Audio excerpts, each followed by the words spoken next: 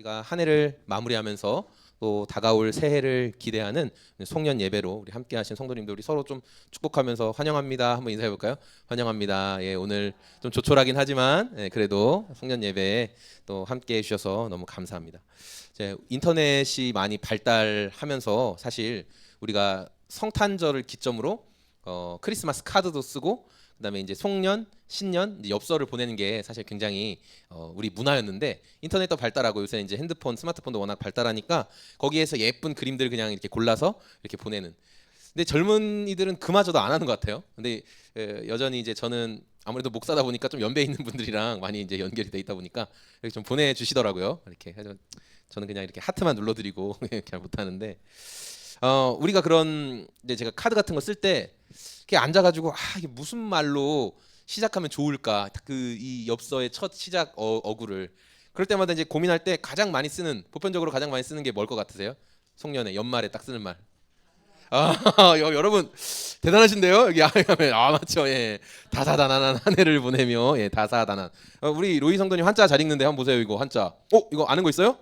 오, 예, 아주 눈이 눈이 트이셨네요, 그렇죠? 맞아요. 우리가 보편적으로 다사다난했습니다 이러면서 이제 엽서를 이제 편지를 시작하는데 이제 다사다난하단 말은 말 그대로 정말 여러 가지 어려움도 많고 탈도 많은 그런 시간이었습니다라는 의미를 담고 있죠. 우리가 한 해 한 해 지내가면서 한 번도 경험해보지 못했던 여러 가지 일들을 이제 경험하게 됩니다. 그것은 뭐 연세가 많건 적건 한 번 한 번 지나갈 때마다 아주 새로운 일들을 경험을 하게 되는데 특별히 우리 24년도 연말에는 정말 우리가 경험하지 못했던 많은 어려움들을 많이 겪는 것 같아요. 정치, 경제, 사회, 문화 전반에 걸쳐서 많은 어려움들과 또 뭐 좋은 일도 있었지만 무슨 큰 시상에서 상을 받는 이런 국가적인 특별한 일도 있었지만 또 많은 어려움과 또 며칠 전에 일어났던 이런 비극적인 사건들 그래서 우리가 한 번도 경험해보지 않았던 다사다난했던 그런 한 해를 우리가 지금 보내고 마무리하고 있습니다. 특별히 우리가 성경 속에서 꾸준히 살펴봤던 인물 다사다난의 정말 아이콘 같은 사람이 바울이죠. 예. 바울이 참 많은 고난을 당했습니다. 그리고 이제 두 번의 재판을 가이사랴 예루살렘 근처에 있는 가이사랴에서 받은 후에 이제 이 붉은 색깔 선에 제일 아래쪽 붉은 색깔 선에 표시된 로마로 가는 여정을 떠났다라는 것을 우리가 지난주 말씀에 나눴어요.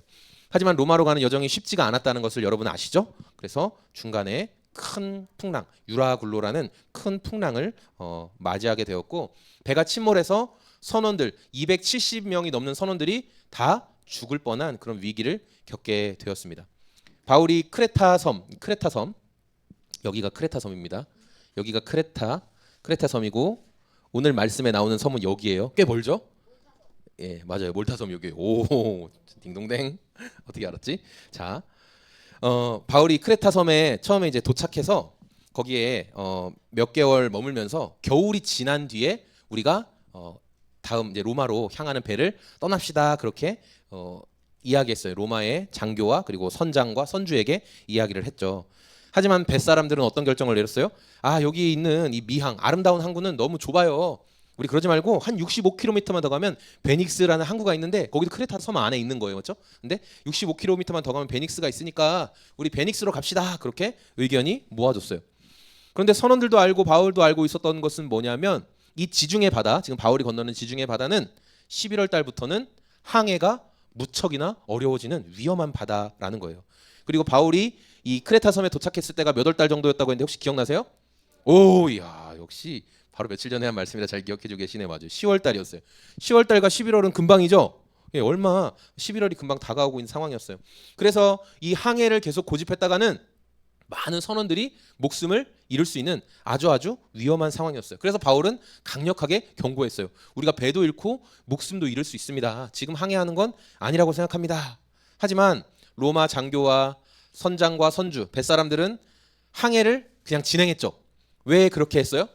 맞아요. 자기들 각자가 추구하는 욕심이 있었잖아요. 로마의 장교는 이 곡물을 싣고 있는 이 배가 빨리 로마 항구에 도착해야 로마의 지위 높은 사람들이 나를 보면서 너는 이렇게 힘든 항해를 그래도 빨리 잘 이끌었구나. 너에겐 아주 리더십이 있구나. 너를 더 장군으로 승진시켜주겠다. 너 백부장이지 천부장 시켜주겠다. 그런 마음이 있었고 또 배 주인, 그러니까 선주와 선장, 배를 운전하는 선장은 왜 빨리 가고 싶어 했어요? 칭찬을 받기 위해서 한 번이라도 더 빨리 배로 한 번이라도 더 로마에 갔다 와야 배에 투자한 돈을 받을 수 있으니까. 맞아요. 그럼 배를 열심히 노를 젓고 이렇게 닷을 올리고 뱃일을 하던 선원들은 왜 빨리 로마 쪽으로 더 가고 싶어 했어요? 혹시 기억나세요? 맞아요. 돈을 더 얻으려는 것도 있었지만 미항이라는 곳, 아름다운 항구보다 베닉스 항구가 더 크고 놀 것도 많고, 그러니까 어차피 겨울을 보낼 바에는 조금 고생해서 더 좋은 데서 겨울을 보내자, 그런 각자의 욕망이 있었어요. 그래서 그 욕망이 하나로 딱 이렇게 모였을 때 합체해서 내린 결론은 뭐였냐? 우리 위험하더라도 베닉스로 가자. 65km밖에 안 되지 않냐? 그렇게 했던 거죠. 그리고 베닉스항으로 출발했을 때 처음에는 남쪽에서부터 불어오는 좋은 바람, 항해하기에 좋은 바람이 샥 불어줘가지고 계획대로 베닉스항으로 쭉 가고 있었어요. 그런데 기쁨도 잠시 뭐가 불었다고요? 광풍 유라굴로 하면서 엄청난 광풍과 유라굴로가, 맞아. 근데 이 소리보다 더 시끄러웠을 거예요, 로아야. 귀가 찢어질 정도로 무시무시한 바람과 새카만 어둠이 선원들을 다 둘러쌌단 말이에요. 그리고 그게 하루 이틀이 아니라 무려 14일간 동안이나 바다 위에서 표류하고 계속 어디로 갈지 몰라 떠내려가는 그런 상황이었다라는 거죠. 사람들은 다 죽음이 코앞까지 다가온 걸 느끼고 두려워했어요. 이제 우리 죽었다. 이제 우리는 살 방법이 없다. 각자의 신에게 막 기도하고 포세이돈이여, 제우스여, 우리를 구해주세요. 마구마구 열심히 기도했지만 어디에도 그들을 도와줄 신은 없었어요. 그런데 그 공포 속에서 편안했던 한 사람이 등장하죠. 그 사람이 누구였어요? 바울. 맞아요. 바울이 등장해서 사람들에게 여러분 걱정하지 마십시오. 우리가 이 배는 상하게 되겠고 재산은 잃어버릴 수 있겠지만 우리의 생명은 한 사람도 빠짐없이 다 하나님이 구해 주실 것입니다 라고 용기 있게 말했어요. 왜 바울은 그 공포 속에서 희망을 전할 수 있었을까요? 바울은 지금까지 살아오면서 하나님의 천사가 말했던 그 경험들, 하나님의 약속이 반드시 어떻게 된다? 이루어지는 걸 너무나 많이 경험했기 때문에 이번에도 이 파도, 내 눈앞에 보이는 파도가 아니라 하나님의 약속이 이루어질 것을 바울은 조금도 의심하지 않았어요. 그래서 용기 있게 사람들에게 이야기했던 거예요. 걱정하지 마십시오. 그리고 우리 27장 44절 말씀에 나오는 것처럼 270여 명의 사람들이 한 명도 목숨을 잃지 않고 섬에 도착했다라고 성경이 말씀하고 있죠. 우리 오늘 1절 말씀인데요. 같이 한번 읽어보겠습니다. 시작. 우리가 안전하게 사람들이 이제 좀 뭔가 정신이 돌아왔어요. 이제 정신 없다가 이제 섬에 도착해서 조금 안도감에 이제 우리가 살았어. 산 거 맞지? 여기 뭐 천국 아니지? 이렇게 꿈이야 생시야 할 때 여기가 몰타섬이다라는 것을 알게 됐어요. 여기 옛날 개역개정 성경에 멜리데라고 돼 있는데 실제로 섬 이름이 지금도 몰타예요. 그래서 여러분이 몰타 이렇게 섬 검색하면 정말 아름답고 멋진 섬이 탁 나옵니다. 자, 그런데 이제 이 몰타 섬에 도착한 바울과 일행들이 섬 사람들, 섬에 먼저 살고 있던 그 원주민들의 도움을 많이 받게 되었거든요. 그래서 원주민들이 바울과 선원들을 잘 도와줬어요. 먼저 바다에서 오돌오돌 14일 동안 떨었으니까 불을 피워줘요. 따뜻하게 불을 피워주고 좀 덮을 걸 주고 그렇게 몸이 회복할 수 있도록 잘 돌봐 주었어요. 자, 그러면서 이제 바울도 옆에 있는 동료 선원들을 좀 돕기 위해서 한 가지 일을 했는데 우리 3절 말씀 같이 읽어볼까요? 시작. 바울이 나뭇가지를 하나를 모아다가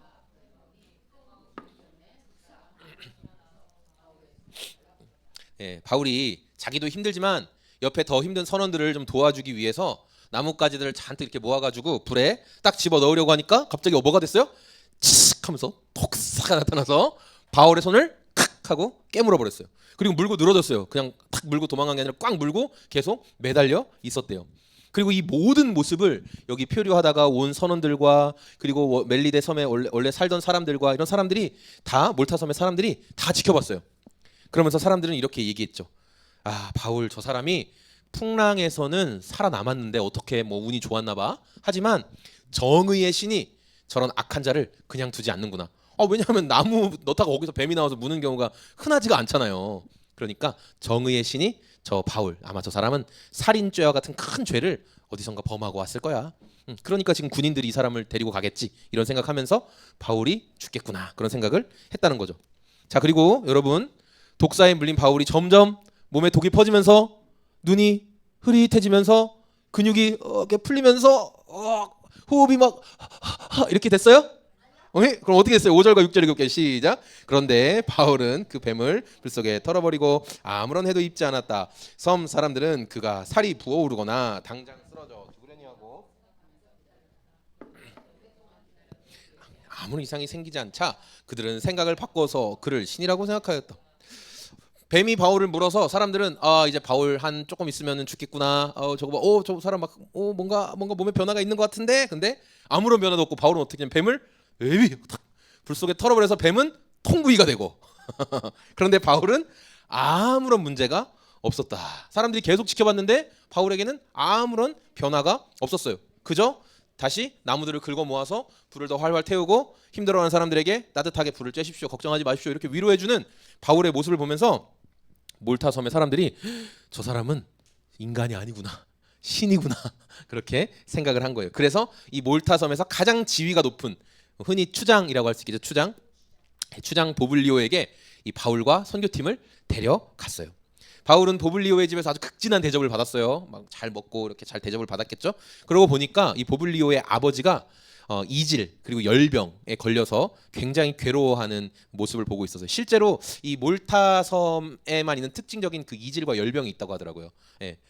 그래서 그 병은 한번 이제 걸리면 2년 3년씩 앓기도 하고 계속된 복통과 혈변 그리고 고열로 인해서 사람을 괴롭게 하고 이제 그 당시에는 치료약이 없으니까 이제 죽기도 하는 그런 일들이 있었다고 하더라고요.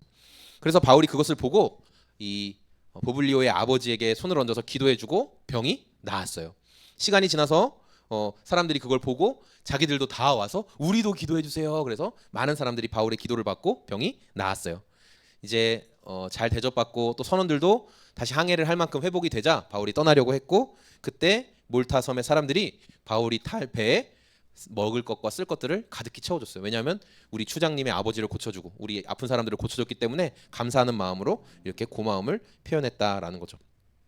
자, 여러분 표류하던 바울과 선원들이 몰타 섬에 도착했고 사람들이 이렇게 친절히 잘 맞이해 주었어요. 그 사람들이 회복하고 있었어요.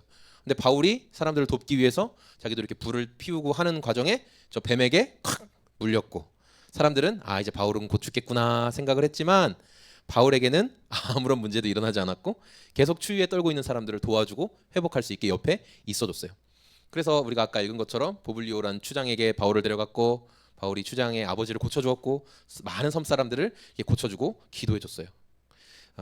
우리가 어떤 문제가 일어나면 사람들마다 전부 다 각자 생각하는 말을 하거든요. 저건 뭐 때문에 그래. 무슨 이유가 있어서 그래라고 우리가 생각해요. 여러분 바울이 독사에게 칵 물렸을 때도 사람들은 어떻게 생각했어요? 바울이 죄가 있어서 그래. 아마 저 독사에게 물릴 정도면 목숨을 잃을 만한 거니까 살인죄를 지었나 봐. 이런 식으로 다 각자가 독사에 물린 바울이 아마 무슨 죄가 있었을 거야. 무슨 문제가 있었을 거야. 그런 식으로 생각을 한다는 거예요. 그러나 이 일을 통해서 바울이 독사에게 죽은 것이 아니라 이 몰타 섬에 하나님의 능력을 나타내는 일이 사실은 더 나타났다라는 것을 우리가 알 수 있어요. 여러분 며칠 전에 이 항공기 사고를 보면서도 많은 분들이 이야기를 하죠. 많은 분들이 이야기하고 뭐 항공 전문가도 나오고 뭐 시설 전문가도 나오고 교통 전문가도 나오고 다 나와서 이렇다 저렇다 막 이야기를 해요. 각자 사고와 어떤 뭐 원인과 결과에 대해서 평가를 합니다. 그런데 여러분 제일 중요한 건 뭐냐면 누구도 지금 그 현장에서 사고를 수습하고 분석하고 있는 사람들만큼 거기에 대해서는 잘 몰라요. 다 그냥 표면적인 걸 보면서 이랬을 것이다 저랬을 것이다 라고 이야기하면서 말하고 있을 따름이에요. 몰타 섬에서 일어난 그 사건 이 현상만 보고 바울을 보고 사람들은 바울은 살인죄를 저질렀을 것이다. 그러니까 저 독사에 물렸을 것이다. 사람들이 그렇게 생각했던 것처럼 그 일로 인해 어떻게 보면 바울은 되게 억울하죠. 살인죄를 짓지 않았을 뿐만 아니라 또 옆에 있는 자기도 힘든데 옆에 있는 동료들 잘 회복하라고 도와주다가 지금 뱀에 물린 거잖아요. 그런데 2차 3차 너는 살인죄를 졌을 거야. 너는 죽어 마땅해. 이렇게 이야기하니까 그게 얼마나 우리 각자의 생각으로 말하는 게 위험한 것인지를 오늘 말씀을 통해 제가 보게 됐어요. 자, 오늘 말씀을 정리할 건데 바울이 로마로 가는 가운데 풍랑 유라굴로를 만났고 특별히 하나님의 구원의 손길을 통해서 떠내려 가다가 몰타란 섬에 걸리게 되었어요. 그리고 거기에서 섬 원주민들이 바울과 동료들을 잘 극진히 대접해 주었고 또 바울은 독사에 물리기도 했지만 거기에서 끝나지 않고 추장의 아버지의 병을 고쳐주면서 사람들에게 많은 위로와 회복을 할 수 있게 도와주었다는 거죠.